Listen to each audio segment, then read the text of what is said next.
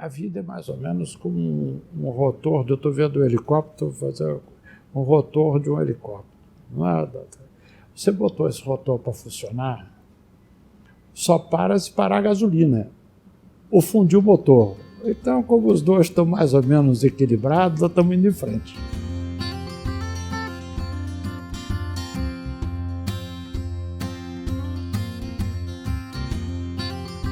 Eu era um menino tímido, eu gostava de futebol, tinha o meu time de futebol, tinha lá de capitão do time e tal. Aí fui para a faculdade. E como eu era mais ou menos avantajado fisicamente, nos trotes, vou cortar o cabelo da coisa, pode vir o primeiro aí. Né? Como ninguém se dispôs, eu fiquei com o cabelo. Não apareceu um grandão maior que eu para cortar o cabelo. Tá bom, então eu fiquei na classe. Como tinha o cabelo, fiquei diferente da classe lá. E com isso eu fui eleito representante, havia uma eleição de representante de classe. Eu fui eleito lá, me elegeram lá, eu nem sabia o que era o negócio.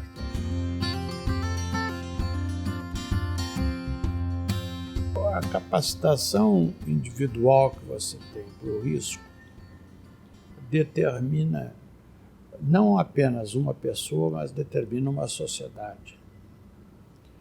Se você pegar hoje um paralelo, por que os Estados Unidos saem da crise mais rápido do que a Europa? Ou, por outro lado, porque a China os asiáticos estão dando um pulo extraordinário, contrariamente a que nós latinos, você vê que no fundo tem um sentimento do risco.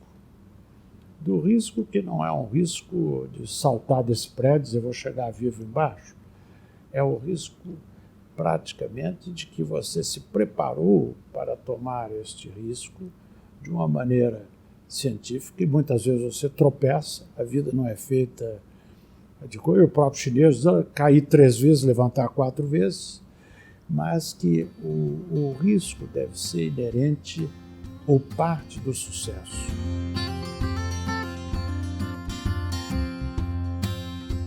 Se você pegar o programa da China, a China teve 7 planos, desde o Deng Xiaoping, 7 planos quinquenais. São 35 anos que seguem um projeto. Qual é o projeto nacional? O que o Brasil quer ser? Não, eu quero ser um país rico, quero ser justo, Como é que você faz para chegar nisso? Se for perguntar, não precisa perguntar para ninguém no chinês. Você vai lá, consulta o plano quinquenal, ele vai dizer, olha, dentro de 2 anos eu vou fazer infraestrutura tal, dentro de 3 anos eu vou estimular a indústria de telecomunicações, de 4 vou fazer isso daqui. Tá? Qual é o nosso plano de longo prazo? Estratégico. Porque quem é empresário no Brasil, com essa estrutura que aqui está, contra o empresário, teria sido o empresário que criou 10 vezes mais despesas, mais oportunidades se vivesse hoje na Ásia. O Brasil precisa se definir para dizer o seguinte, o que eu quero ser? E já é homem suficiente para dizer isso.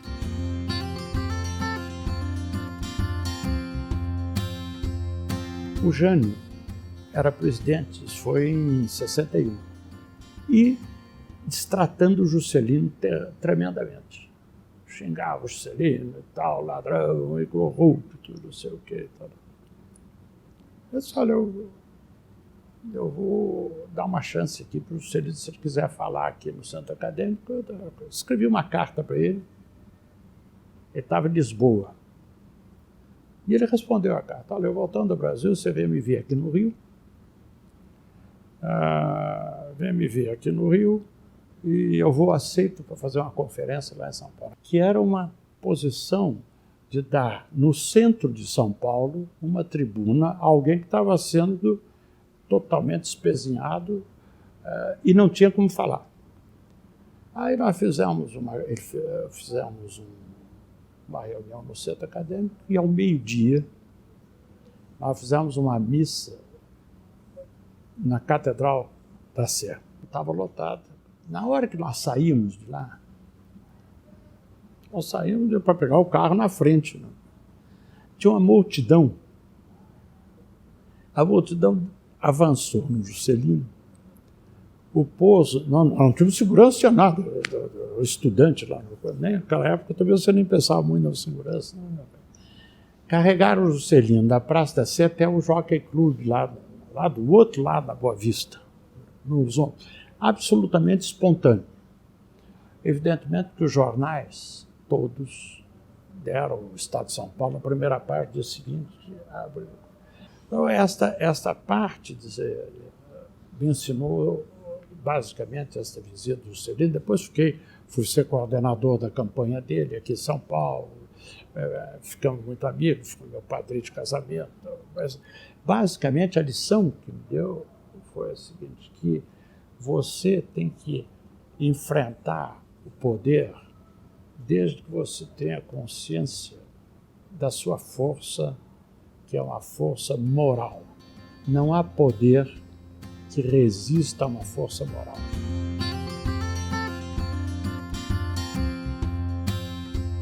Fundei o Fórum das Américas com o Caio Alcântara Machado.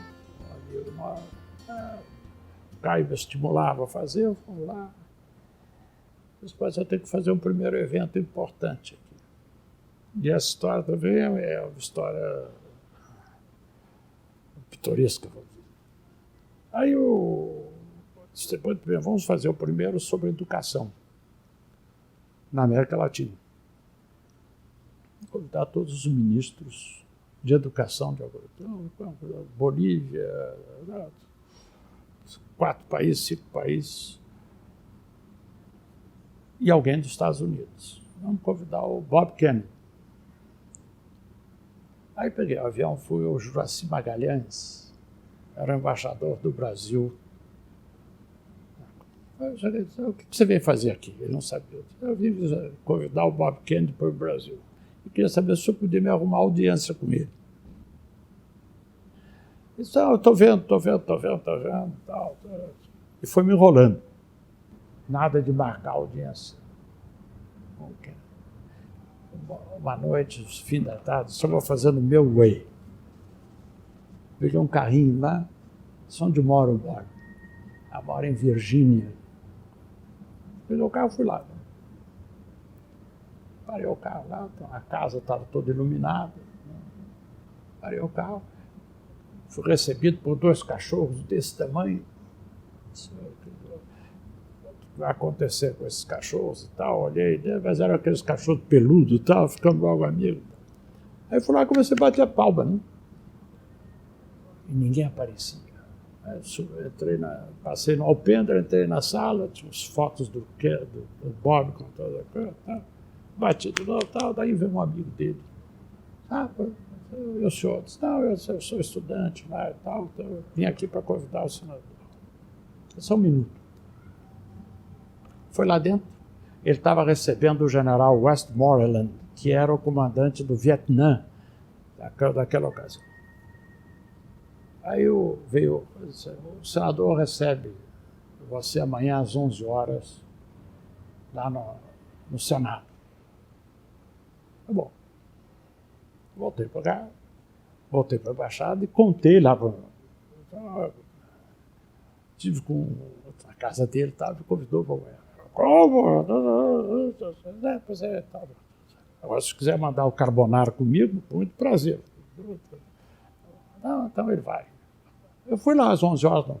Cheguei lá, o Kennedy, assim... Ele estava se lançando candidato. Só estou preparando realmente uma visita à América Latina. Então, começa conosco lá. Como é que é o senhor? Não, nossa, eu estudante aberto, posso falar o que quiser, pode falar o que quiser. Veio aqui o Bob, fez um sucesso, tem aquela foto com o Pelé ensaboado e tal. Então, daí começou, porque com o Bob Kennedy, depois fiquei amigo com outro americano, com outra coisa, ficamos amigos, trouxe o Reagan para o Brasil, né, com aquele cheque famoso de $1 bilhão aqui no Brasil, E foram crescendo os Bush, depois ficaram amigos nossos, Clintons e tal. A reputação de seriedade é que cria as amizades.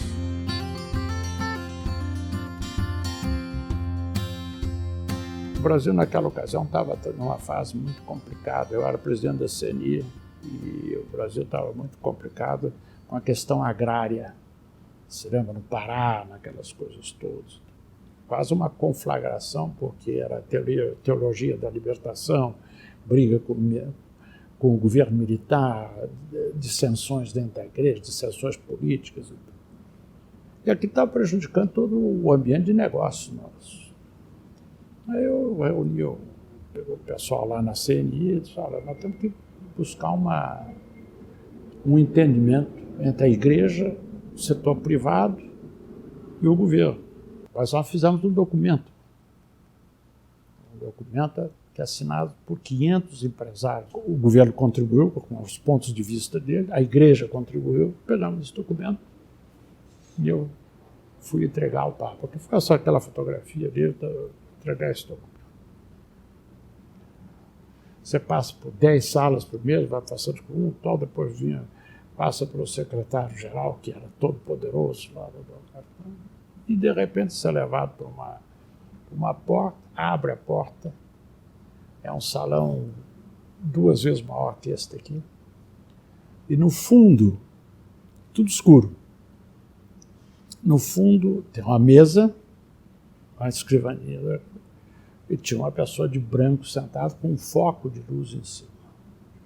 Então você abre uma porta do dobro disso daqui, todo escuro, você vê só aquela figura. Ele estava escrevendo, se levanta, veio falar com você. Aí entreguei o documento, conversei com ele, falamos em alemão e tal, ele gostava de falar alemão. Aí ele disse o seguinte, o senhor pode dizer ao seu presidente que nós vamos tomar todas as providências que estão aqui elencadas. Se ele, do seu lado, também se comprometer a fazer. E o setor privado é bem-vindo. Eu saí de lá, liguei para o Golbery, sabe, ministro, está pedindo para transmitir isso. 3 meses depois ele implementou. Então isto mostra que a boa vontade existe nos homens. Eu acredito nos homens de boa vontade, até virando boa vontade dos homens. É que precisa muitas vezes de um fator catalisador.